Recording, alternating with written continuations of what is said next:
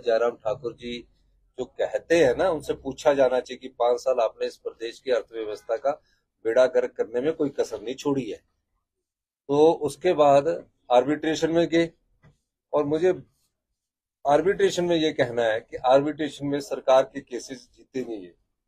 अब 64 करोड़ हिमाचल प्रदेश के लिए कोई बड़ी बात थोड़ी है, लेकिन हम लीगल पहलू पर लड़ रहे हैं।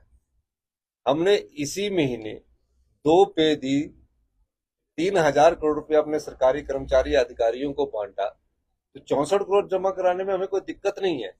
लेकिन जुडिशरी को भी देखना चाहिए था, कि मैं ये बात कहना चाहूंगा, थोड़ा सा इन चीजों का ध्यान रखा जाए कि हमें किस नियम और रूल्स के तहत वो इस प्रकार के जो फैसले हैं वो कर रहे हैं। मेरा ये मानना है कि आर्बिट्रेशन के पैसे जो जमा करने के बाद हमें ये देखना है कि क्या हम उस केस को लड़ेंगे।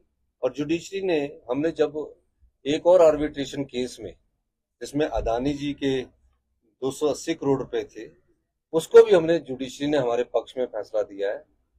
और इस मामले में मैं ये कह सकता हूँ कि जो 64 करोड़ देने की बात है, कोई बड़ी बात नहीं है।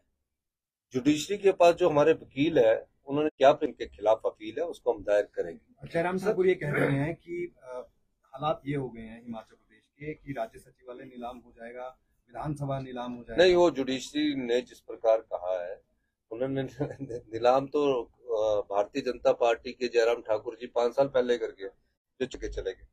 और दूसरी बात ये बताना चाहता हूँ, अदानी के केस में, ब्रैकल वाले केस का मैं इसमें हवाला देना चाहता हूँ। जयराम ठाकुर जी की कैबिनेट ने ब्रैकल को इंटरेस्ट के साथ आर्बिट्रेशन का पैसा देने की बात की थी, और उस बात के खिलाफ उनकी सरकार ने अपील नहीं की हाई कोर्ट में। अभी हमने आर्बिट्रेशन का पैसा जमा करवाया और हाई कोर्ट ने हमारे पक्ष में फैसला दिया। हाई कोर्ट ने जो अदानी के केस में हमारे पक्ष में फैसला दे के कहा कि आर्बिट्रेशन का अवार्ड जो है वो गलत है, और हमारे पक्ष में फैसला दिया। उनसे तो ये पूछा जाना चाहिए था कि आपने सरकार की 280 करोड़ की संपदा को क्यों लुटाने की बात की गई थी। और जो ये कह रहे हैं, इस प्रकार की स्टेटमेंट है, कभी ये कहना कि ये नीलाम हो जाएगा, ये कहना, ये राजनीतिक स्टेटमेंट हैं।